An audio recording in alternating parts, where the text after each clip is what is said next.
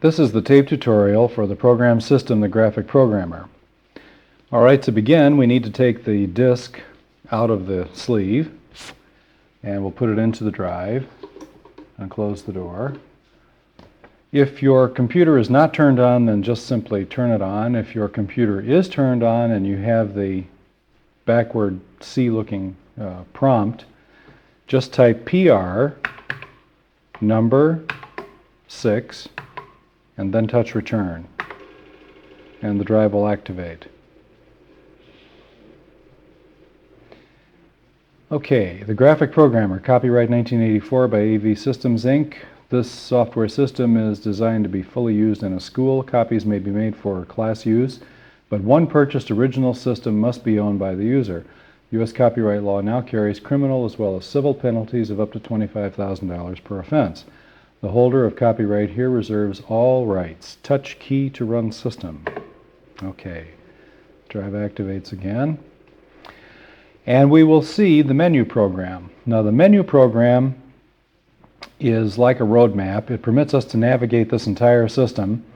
And on this we will see choice number 1, low-res programming, number 2, high-res programming, number 3, shape table drawing, number 4, graph chart drawing, 5, two-dimension drawing, 6, three-dimension drawing, 7, animation sequences, 8, automatic draw save, and 9, picture compression. Touch number key of choice. This is a progressive system. We have started with the simplest kinds of routines at the beginning, i.e. low-res programming, and moved on forward. The most complicated thing that we have to deal with is picture compression at the end, and of course we really only have need for that after we have some pictures to compress. So it is placed at the end of the menu. But for the beginning, let's touch number 1 for low-res programming. Alright, now we will see the low-res programming sub-menu. It is headed by number 1, low-res demonstration. Then we see a program for data programming, 3, relative figures, 4, figure animation, and number 5, automatic drawing. Alright, now this is what I would like you to do. I would like you to touch number 1, the drive will activate, and I would like you to watch that demonstration, but turn off this tape while you're seeing it. And then after you've completed it, then turn the tape back on. Okay, now I'll assume that you're looking at one of two things. Either the caption, would you like to see it again? And if you are, then touch N for no. Or what you're looking at is the tail end of the listed program, because the entire thing is scrolled by as it's doing and has just completed if you touched N. Okay, let's do this now. Carefully type list, L-I-S-T, touch return. Okay, now touch Control S very quickly if you can. We'll probably have to do it again. Okay. And stop the listing, and we can go through the program very quickly. You'll see that it starts at line 10. The remark says L1, low-res demo. And number 20, rem space for inits. Now in our style of programming, we always leave a space at the beginning for initializations, setting of initial values, and then usually at a line right around 40 or 50, we will have go to jump to the main program. Near the head of the file, up at the top, like around line 50 or 100, we'll have the subroutines. Now this program is quite simple and it only has a couple of subroutines. The reason that we have the subroutines up at the head like this is that the program pointer on seeing go sub goes to the head of the file and starts looking for the number of the subroutine. And if the subroutine is up at the very beginning of the program, then it can be accessed and used, and the program pointer can then return to the place that it's come from. That can save hundreds of lines of searching for the program pointer, and it can save a substantial amount of time. And that's why in all of the programs that you'll see on this disk, you will see the subroutines up toward the top of the file instead of being at the very end as they are in many other programs. The manual will take you through a line-by-line analysis of what this program does. And actually, it's quite a simple program. It only uses a small number of basic statements or commands. But to move on, I would like you to type and input run L2, that is the second of the low-res programs, data.programming. Okay. Now we see a little face here, and the caption reads touch key. Okay, touch key, and the right eye, its right eye closes. And if we touch the key again, the right eye opens. All right, and if we touch the key again, we can see a listing for the program. Now, this is an interesting program in several ways. It uses a loop that runs from lines 240 through 270, and the loop says read A, comma B, and then in line 260, plot A, comma B, and then next N. And so it goes around doing this 14 times. The data in line 350 starts 12-9, that's the first A and the first B, then 13-8, the second A and the second B, 26-8, then 27-9, so forth. These are the addresses of the dots. Now this may look a little complicated, but the alternative to this is to go through something like this. Plot 12-9, colon, plot 13-8, colon, plot 26-8, colon, plot, and on and on and on. It is much simpler if we can come up with a way of writing one of these loops to go about it this way. The only problem in doing this is that sometimes we become confused as to which is an A and which is a B, and things become scrambled, and then the image runs all over the screen. But as you get used to this, and if you keep the data statements fairly short, and you can have several of them, in fact you can have an endless number of them, you can have a brand new data statement for each number and it'll still work. The best way to go about it is to have the data statements cover maybe 2 or 3 of these short lines in the manner that we have here, and then the thing doesn't get out of hand. If you have to retype it, it's not a big disaster. All right, let's move forward, and I would like you to type input run L3. That's the next program. And this one is called relative.figures. All right, on the screen you should see type input a number between 3 and 36. Okay, let's start with 3. Okay, and here we'll see a little spaceship that apparently is landing, and we see a caption, another between 3 and 36. Let's take 9. Aha. And for the next one, let's take 18. Oh ho. And for the next one, let's take 24. And finally, how about 36? Spaceship has landed, sort of. Okay, now just for fun, let's put in 99 and see what happens. Aha, the program lists. All right, the key to this is in the section starting at 120, where it says plot n, comma n, and then plot n, comma n plus 1, plot n, comma n minus 1, and so forth. All of the addresses of this little spaceship that you saw are relatively placed relative to n, and this is a very simple figure, and it's one that you can program this way. If we're going to animate low-res figures, this is about the only way we can do it. We can pick out a number and plot everything relative to that number, as we have here. Now we've done exactly that in the next program, which is called L4 on the disk. So let's type run L4, and we'll touch return, and away goes the disk. This is called figure animation, and here you will see the little spaceship animated in a landing sequence. Okay, then the program lists. Now this works exactly the same way as the previous program. In fact, the routine was just simply lifted from it. You can see the numbers are identical. But what we've done is put this inside a loop. The loop starts at number 110, and it runs through number 200, and then it goes back to 110 again. And you'll see here that n ranges from 4 to 30. The loop starts at 4 and it goes to 30. So when the relative dots are plotted in lines 120, 130, 140, and so forth, they're all plotted relative to 4, then 5, then 6, and so on through 30. Okay, the next program and the last in this series on low-res programming is on the disk labeled L5. So let's run L5. L5 is called automatic drawing, and it's a program that makes patterns very like you may have seen on Navajo rugs. They're very attractive.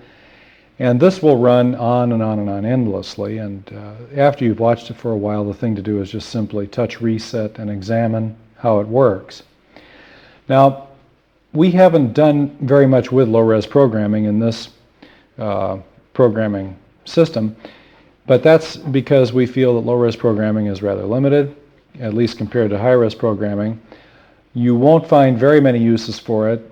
It is something that is accessible to us via AppleSoft. It is handy for certain things. We've used it a few times in generating some very interesting graphics. It's very fast because the dots that it plots are rather large.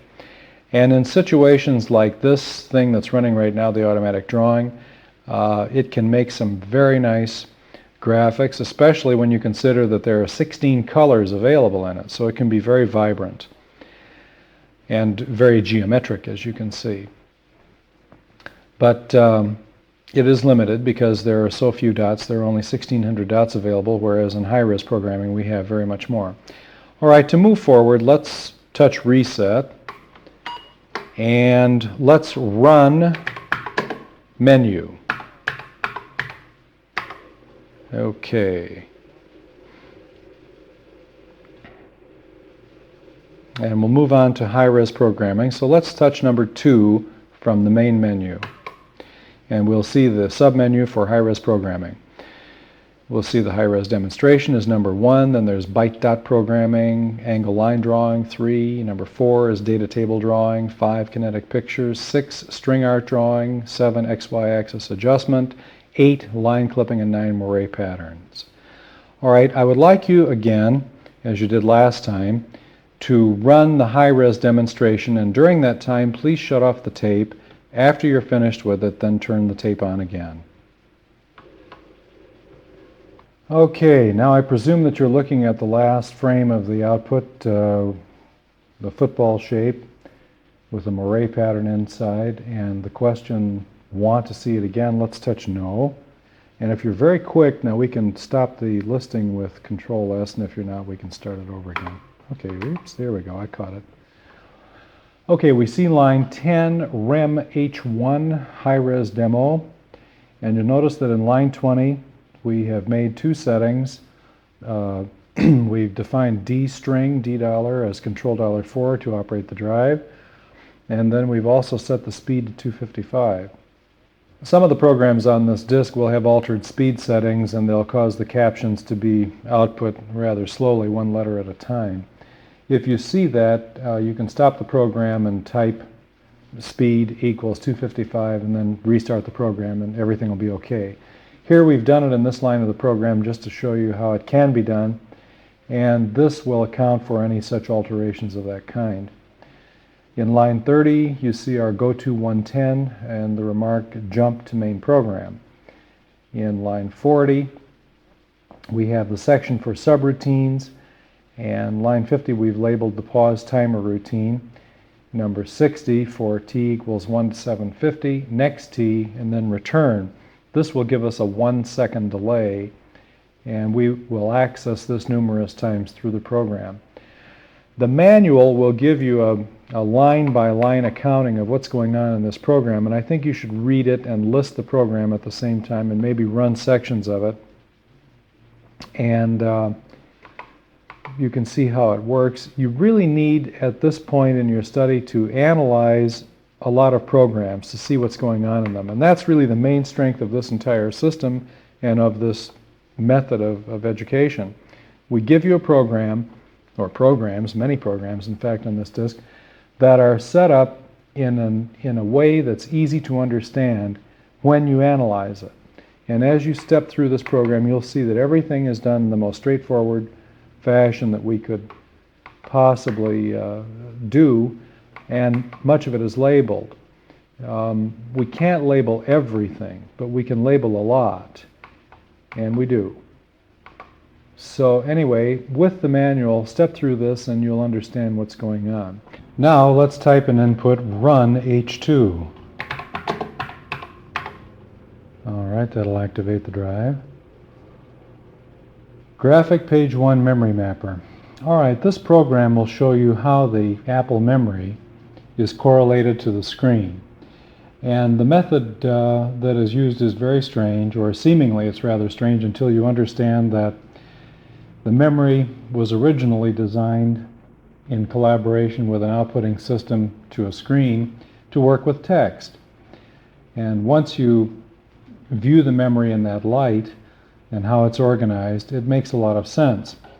Unfortunately, our mission in this enterprise is to learn to program graphically, and programming graphically doesn't really relate too well to a text outputting system of this kind.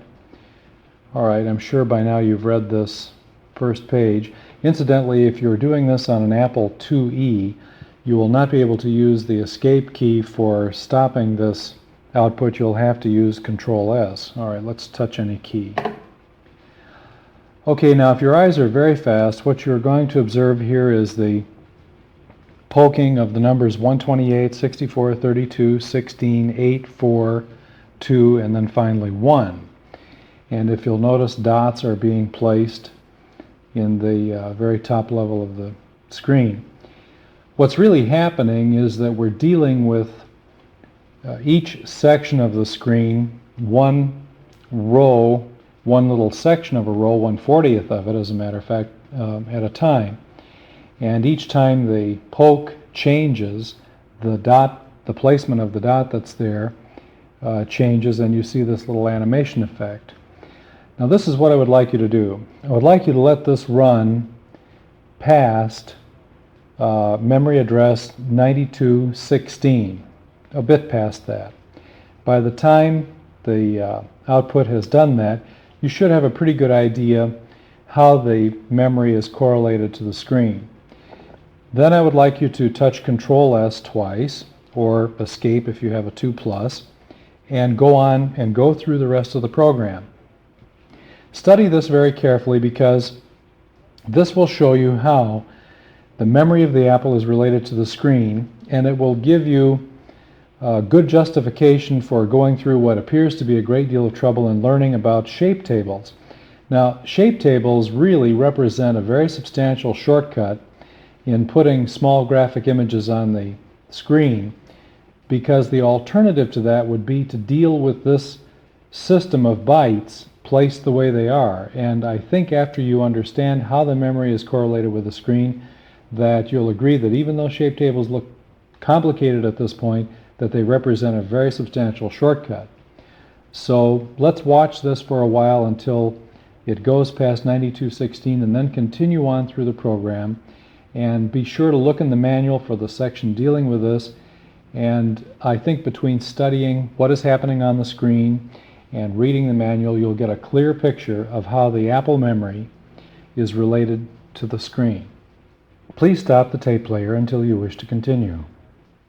Okay, I would like you to type run H3, and the drive will activate, so that we can run our angle line drawing program. This program draws spirals with 3 parameters. You are asked to provide try 2, 3, 12, and n. Okay, let's do that. Number of spirals is 2. Number of half revolutions is 3. Number of points in each is 12. Draw both forward and reverse. No. Okay, touch key to end display, and you'll see the spiral drawn. Okay, now let's touch the key. That's a very nice spiral. Another, yes. Let's try 2 again, 3 again, 12 again, and yes. And now we see a new pattern. And this is a closed pattern that we get from the two spirals that are superimposed and reversed upon each other. Okay, I would like you to experiment with this program a bit, run it and see what happens when you try different numbers, and then list the program and see what it does. This is a very interesting program. It produces some very nice geometric figures. And when you're ready, we'll continue with the next program. Okay, now you've listed the program H3, and I'm sure you've examined it and you know how it operates. Let's go on to program H4. So we'll type run H4, touch return, and the drive goes into action. This is data table drawing. This program is now preparing a table of 98 XY data pairs to plot figures. The angle between points is 45 degrees. Okay, this program does something that's very important in high-res programming. If we set up a program to plot and then compute new x and new y, and then plot and then compute and plot and compute and plot, we'll have a very slow program in most cases if you have very much data to generate and deal with. It is much faster to set up a routine that will set up a data table and then draw very rapidly from that. All right, now you've seen several of these figures and there are many more that it'll generate. It's an automatic program and it'll just go on and on and on. So let's touch reset and then list the program.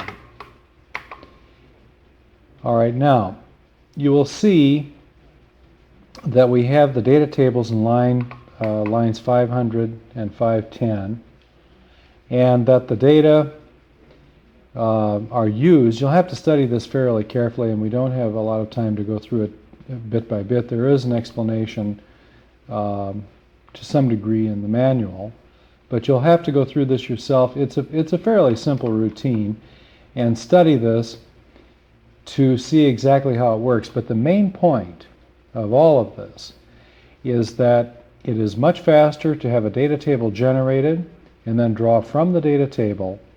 And of course we're using it several different ways. You notice some of the graphics go forward and then they go back, and different variations are done. And you can get a much greater output that way from a fixed set of data, and then go on and recalculate the data table fairly quickly. Okay, now let's move forward, and I would like you to see two additional programs in this section. One is called H5. Let's run H5.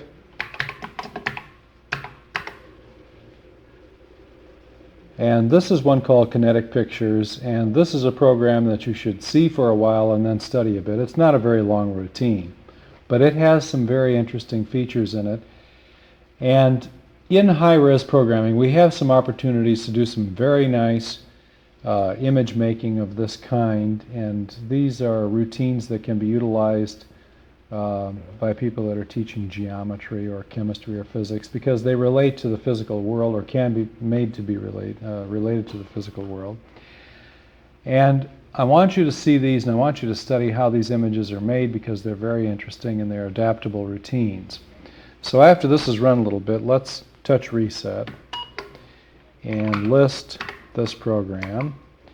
At line 10 we see H5 Kinetic Pictures, and it's a short routine. The entire program will list just in one frame of the screen.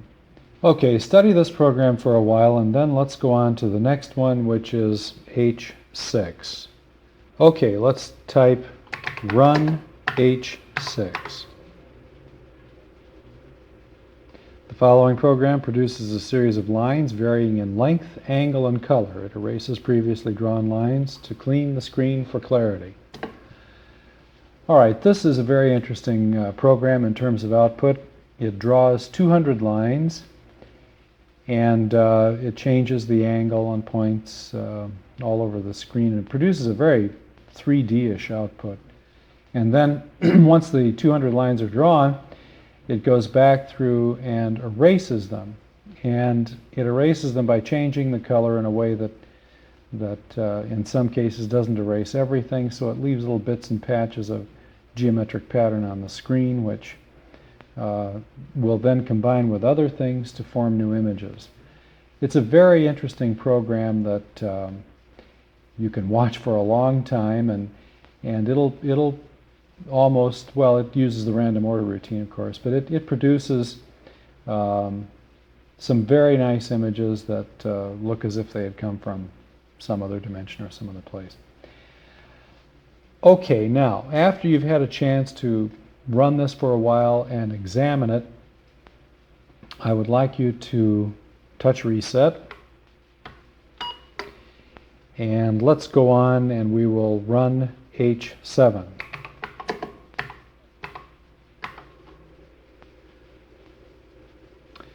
XY axis adjustment. This program permits you to determine the correction factor K needed to expand the x-axis dimensions of square and circular figures. Touch key to run.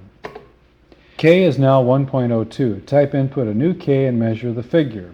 Okay, let's try 1.05 just for fun. Actually, 1.02 works perfectly well on my monitors, and the output in both cases, in both the X, the horizontal, and Y, the vertical dimension, measures 65 millimeters. I have a 12-inch monitor screen here. All right, this time let's put in 1.1. And in my case, and I'm sure in yours, you can see that it's become a rectangle. Mine measures 77 millimeters in width, and of course the vertical dimension is still right about 65, maybe a little more than that. So let's go back to 1.05, and that appears to make a perfect square. The point of this program is this. In setting up some of the high-res programming that you're going to do, you're going to have to insert a correction factor to account for the fact that the monitor output is not the same in both directions. And some figures that you'll write formulas for that should be square or rectangular some way or other won't turn out that way. And this is the factor. You'll have to insert a correction, in the case of my monitor, 1.05 times every x dimension in order to make it come out right. Okay, so now let's touch reset and get out of this, and we'll type run H8. This program will illustrate how lines exceeding the 0 to 279 limits of the x-axis and the 0 to 159 limits of the y-axis are clipped by finding the point where the line intersects the limit. An axiom of geometry is used to perform the operation. Touch any key to run the program, then list and examine. All right, now you've seen how this plots, and you'll notice that when it has gotten to the edge, which is defined by the frame line that we've drawn, that it continues to plot very normally, and you can imagine that the points that it's actually plotting to run off the screen. Well, they do.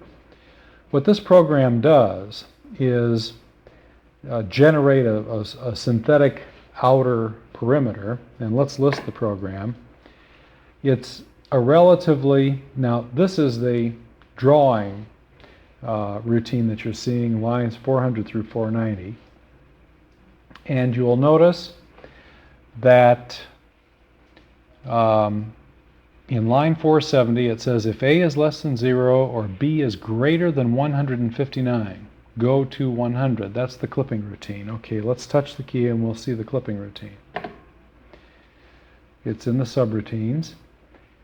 And here, about all I can do in the time allowed is to invite you to examine this. Now, the manual goes through this and explains it fairly well, but you're going to have to just study this thing and make some drawings to see how it works. But line clipping routines like this are very important in certain kinds of high-res programming, that where you may be moving through a scene or whatever, where images will grow beyond the limits of the screen. Then something has to be done, and this is what you do. You clip off the ends of the line so that you don't, well, the computer will crash if x is less than 0 or greater than 279, or if y should be less than 0 or greater than 159 in the case of drawing the images on the screen where we are having captions. So we have to come up with some way of dealing with that, and this is it. Okay, now let's type input run H9. Okay, you are watching a moire pattern being generated on the screen. Now actually this is a very simple routine in that all it does is just draw one line from one position to a comparable position across the screen such that the line that's drawn passes right through the center. Well, you might ask, why doesn't the screen just become white as a result of this, and that would be the end of it. It doesn't, because we change the color every time this thing gets to a corner, and color is developed or produced in a system like this with dot placement. And every time the color changes, the dot pattern is changing. So when that line is plotted in a different color, it's being plotted in a different sequence of dots. And this ultimately results in this moire pattern. It's a very nice way to generate a graphic of this kind. It works very, very well in color, of course, because the images then, have a color other than just green. And it's just an entertainment, and it's something that I thought you'd like to see and perhaps play with. Okay, when you've seen this enough and had a chance to inspect it, let's touch reset and type input run menu, because we want to go on to the next area of programming, which is shape table drawing. All right, the graphic programmer, this is the main menu. Let's touch number 3, and we see the sub-menu, and let's touch number 1 for instructions. Now, I don't want to read this to you, you can read. The most important point here that you can get is that you should read the section in the AppleSoft manual, How to Create a Shape Table. It's not easy reading, but it has some very important facts in it which we go over again in our own manual, and this is all extremely important material. It represents a very substantial shortcut in dealing with the memory in the computer and how it outputs to the screen. And I want you to read that, and I want you to read the section in our own manual. Let's touch the spacebar or key here, and we'll see the second page of the instructions. And here, the most important point you can get is that when you've created a shape table, you must poke the address of that shape table into memory addresses 232 and 233. And how you do this is explained here and in the manual, and if you're very sharp, you can find it in the AppleSoft manual, because it's not well cited, but we go to great trouble to point this out because it isn't very well explained in other places. All right, let's touch a key to get to the actual shape table program. The drive will run now. And this is a program that we've developed over a period of time. It is a program that was originally from a public domain program that didn't work, and so we started working with it and fixed it up and made some changes in it, and now it seems to work pretty well. Okay, let's load a shape table. We'll touch L. The shape table name, let's load the EX, just the two letters EX, the EX shape table that was used in the high-res demo that we saw earlier. All right, now the menu has changed. We see B, L, V, S, E, P, Q. Begin a new shape, load a new shape, view a shape table, save the shape table, edit a shape table, print a shape table, and quit the program. Don't touch Q, whatever you do. All right, now let's view the shape. Okay, and now we're invited to touch the key. Do we want to manipulate it? Yes. There are, pardon the grammar, 1 shapes in the table. Manipulate which? Well, we only have 1, we'll do 1. So we'll touch 1 and then return. Most shape tables will have some shape tables will have many. We have one on this disk called alpha num that you cannot load with this particular shape table program because it was made by another one which does things a little differently. That one has 58 shapes on it. But this one only has one. All right, now is the time to turn the tape.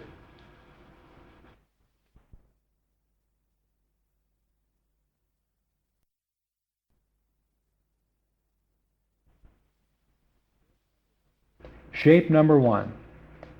Do we want to, let's touch S, scale change.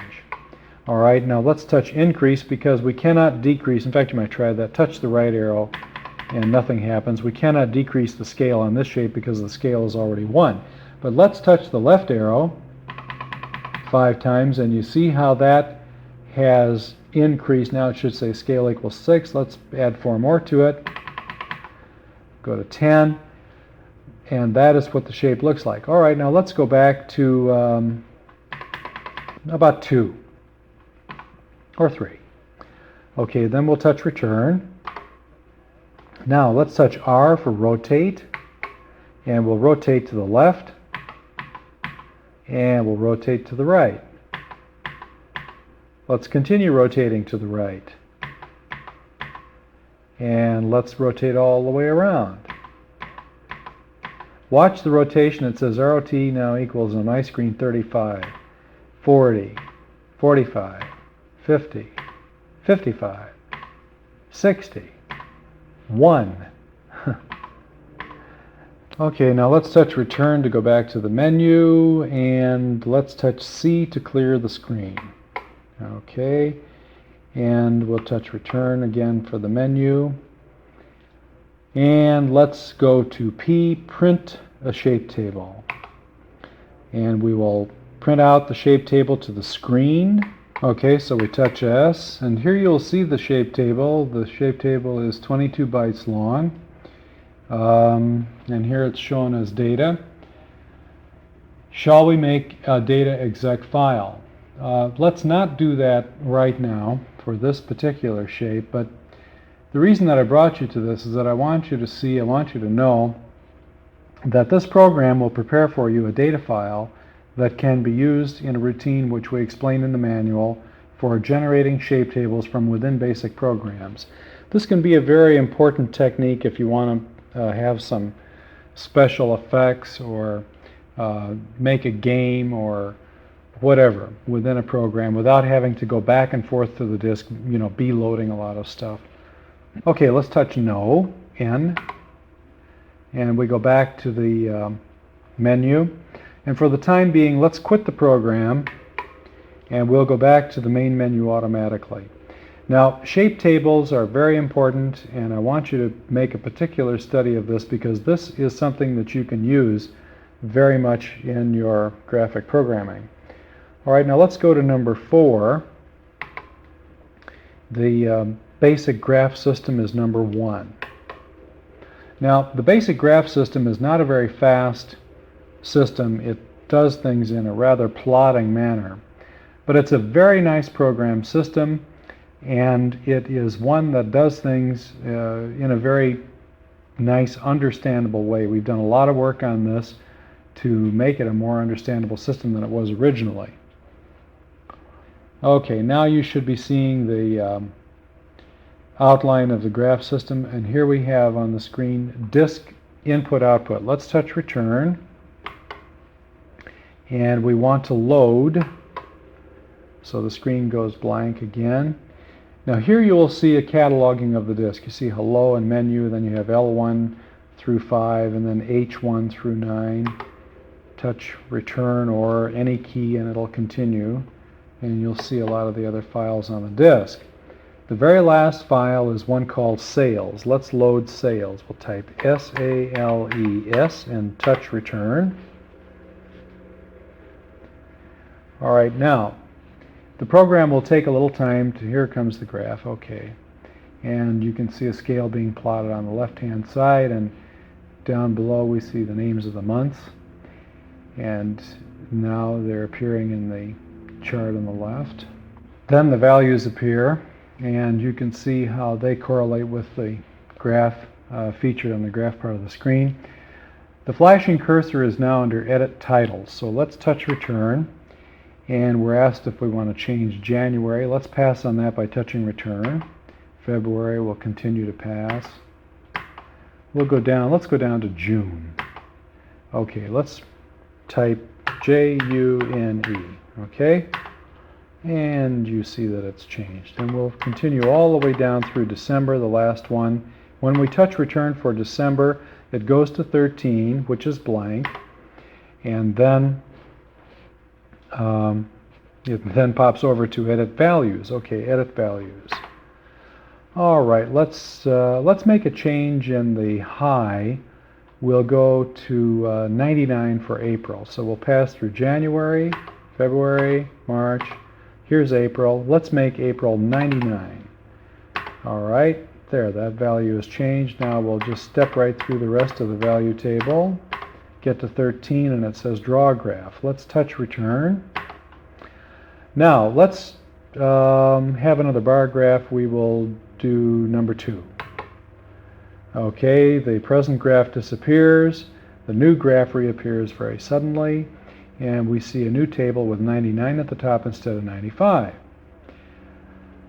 Alright, now the flashing cursor will be back under Disk Input Output. Let's touch the space bar 3 times, 1, 2, 3, to get back under Draw Graph.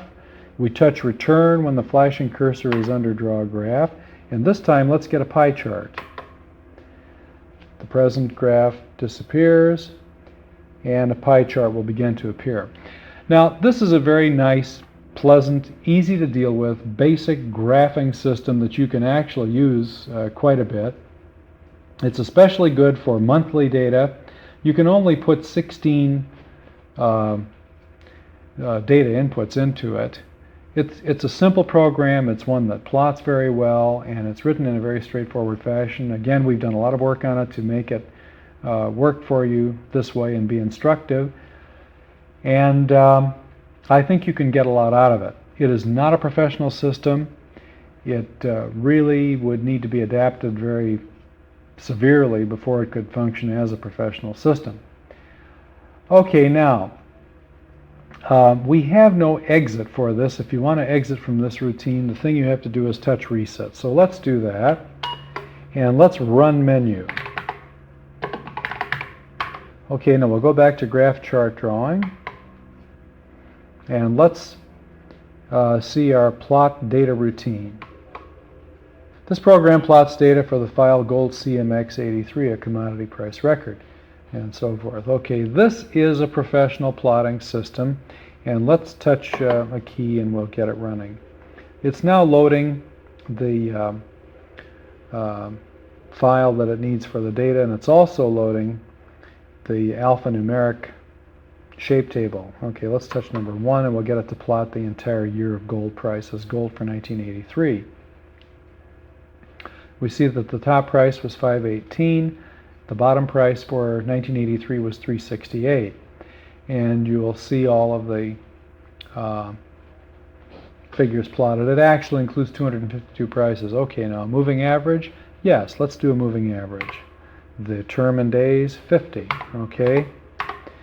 Moving averages are a statistical method that is used a lot by professional traders to smooth data, and they derive information from it. We're asked now if we want to do another. Let's say yes, and we'll input 9 for the number of days. Anyway, they derive some information from it. What it shows is the rate at which the market is fluctuating, and by taking long and short-term moving averages, you can derive sort of a degree of nervousness about the market and show where the micro trends are within it. Now we're asked for another. Let's say no. Do we want to return to the plotting menu? Let's say no. Shall we make a price channel? Let's say no.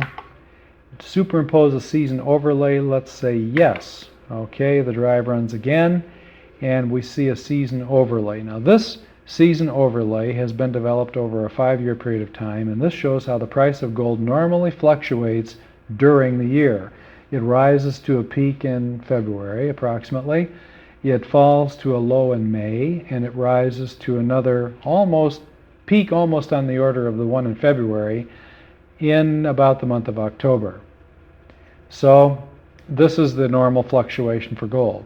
Now, traders of gold need information like this, and they base a lot of their moves in the market on it. And what's very nice and the very important point about this whole system, in fact all of graphing really, is that you can show great amounts of data in a graph like this very easily, and it makes a great deal of sense visually, and people can deal with it much better than they can just reading a big raft of numbers.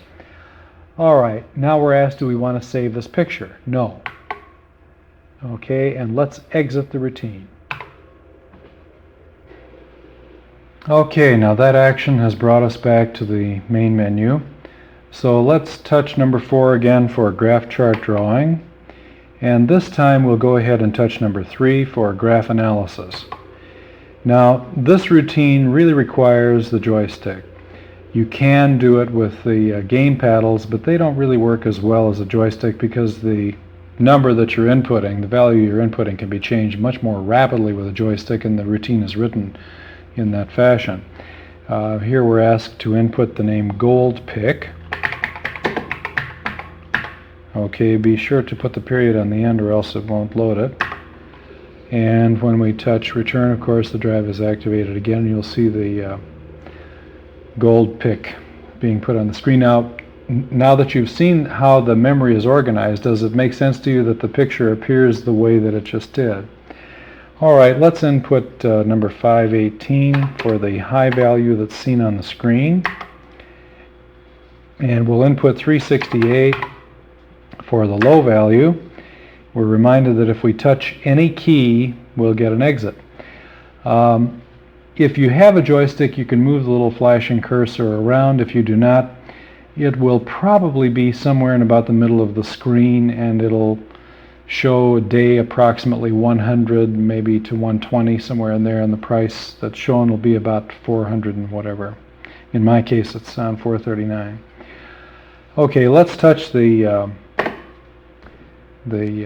space bar or whatever. Another, it says, let's say no, and we will immediately be taken back to the main menu. Again, we'll touch 4, and let's go to alphanumeric labels. All right, this program is now loading a shape table called alphanum. This table contains the numbers and letters seen on the Apple keyboard. In order that you may incorporate them in graphs, charts, and pictures, touch any key to see the characters included. Their numbers are in sequence. 1 is 1, 2 is 2, A is 11, and Z is 36. Okay, let's touch the key, and you'll see the numbers appear.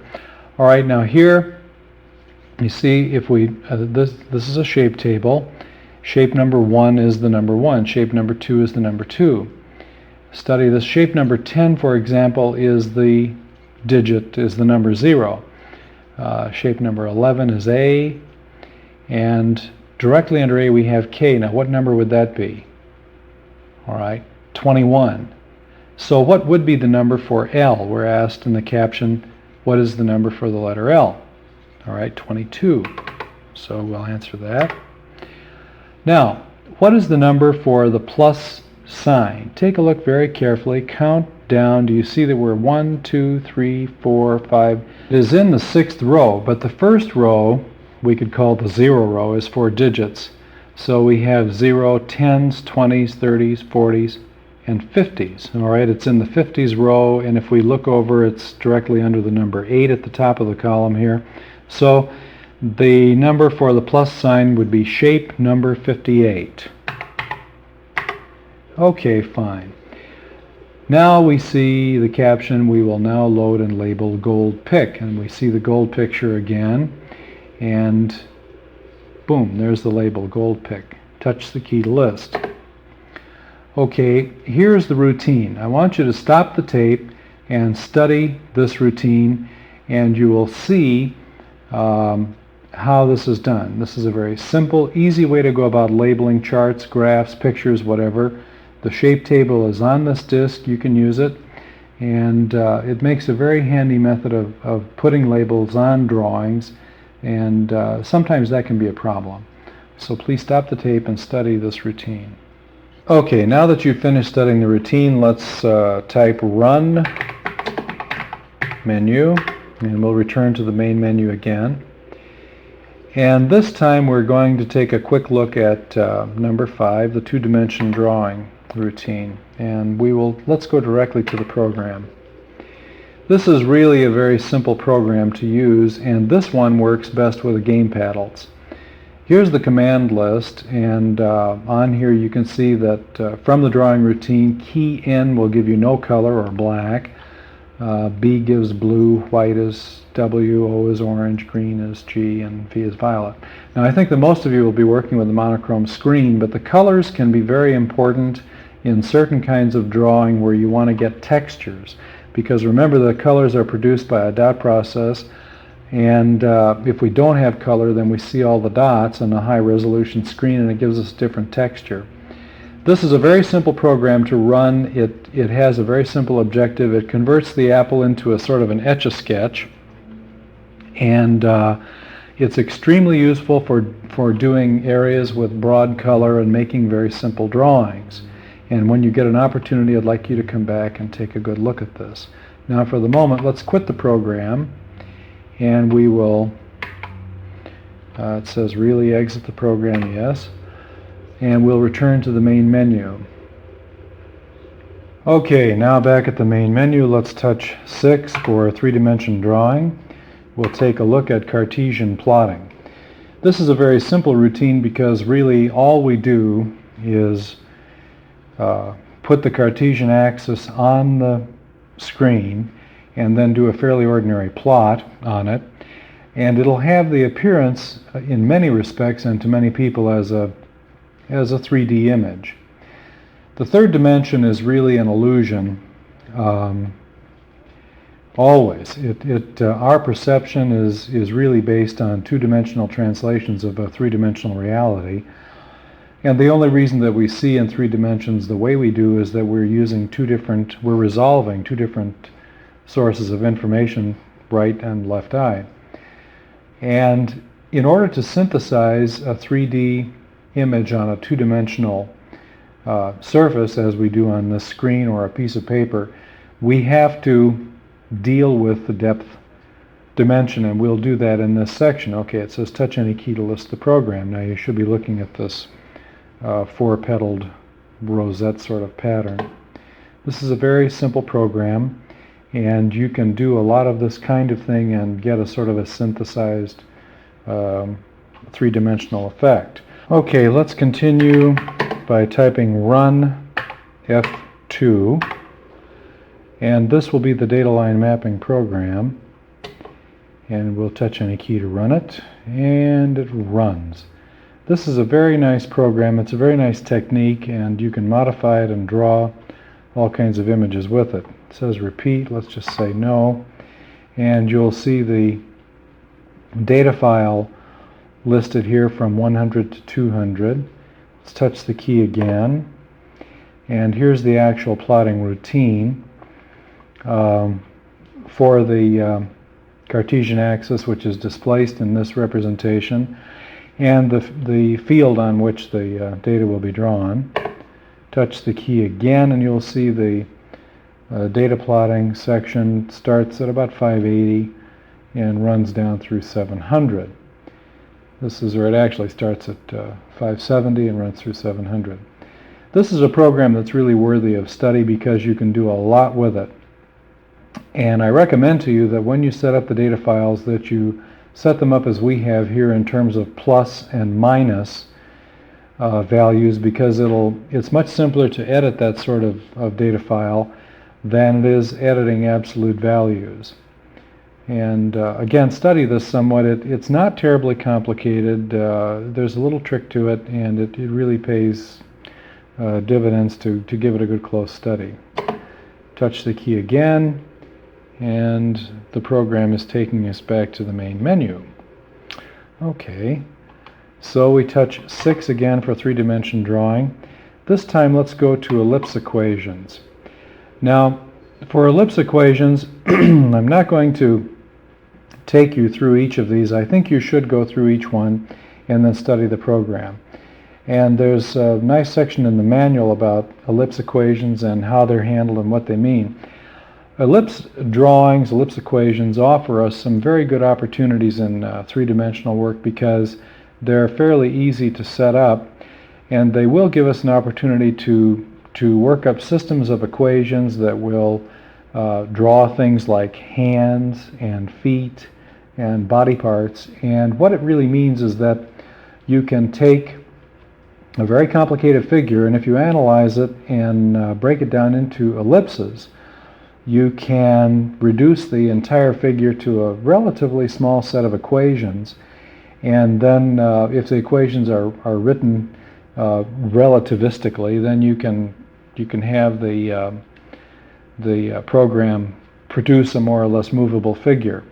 And the seed of that is really in this program. So study these very carefully, and then when you're finished, type Run Menu. All right, now we're back at the main menu again, and we'll touch 6 for the three-dimension drawing. And let's take a look at Synthetic Infinity number 4. This is a very interesting program, and again, another simple technique that gives a very good perspective sort of effect. And in the first one, we just see a straight line drawn, and the infinity point is way up in the upper left-hand corner. It's actually at 0, 0. Let's touch the key, and we'll draw the first of the ellipse equations. And you'll see how the effect works. It's wonderful when you think that how very simple this is, that really all it's doing is drawing the ellipse. Let's touch the spacebar key again. We'll draw another one. And occasionally, every so often, it stops and it sends a line off to 0, 0. And in doing so, achieves this wonderful effect. Let's do a couple more of these, and then I think what you should do is touch reset and list this program and study it very carefully. Stop the tape while you do this, and then when you're ready to continue, type Run Menu. Okay, we're back at the main menu, and let's touch number 6 again for three-dimension drawing. This time we'll take a look at equation plottings, number 5, and this activates the drive. The following program plots an equation found in line 330. Run the program, then study it, and change the equation. In the event the new version crashes, simply re-access the original via the menu program. Touch key to run. Alright, now the first thing we'll see is the plane on which the plotting will take place, and the caption reads, as you can see, computing data table, wait 12 seconds. Now this may seem inconvenient, but this actually saves quite a bit of time, because if we had the computer compute and plot, it would take a great deal of time to do what it's going to do. As it is, we can compute the data table very quickly, and the plotting is done very quickly. Here we go, it's just started. All right, now this particular figure is from a sine wave. Very good. Okay, it says 400 data points plotted again. Let's answer yes. And it says change line 330. Let's also touch yes. And here we go. Okay, now it is listed line 330. And just for the fun of it, let's make a change in line 330. We'll type 330 y bracket a comma b bracket equals z times z minus x times x. Okay? And let's run the program. Okay, so again we're back to computing the data table, and we're going to wait 12 seconds, and that's the least fun. But in this way, the actual plotting is done very quickly, and I think you derive a lot more satisfaction. Oh, this started fairly quickly. Here we go. All right, now this is quite a different equation, and you can see that it plots that rather saddle-shaped figure. And it says 400 data points plotted again. All right, let's say no, and this will list the program. Now this is a program that I really want you to study very carefully. It's not a complicated program. It's a program that has a lot of potential, especially if you're studying mathematics. You can do some really wonderful things with this program. You can plot equations all over the place and see them in a three-dimensional relationship, and it's really exciting to see a lot of this stuff. All right, now let's run F6, and this program is our dimension transfer program. Every solid object in space may be reduced to a set of points in terms of x, y, and z, connected by lines to make a wire figure representation. We do this to a cube. It becomes 8 points and 12 lines. Touch any key to list the data for such a figure.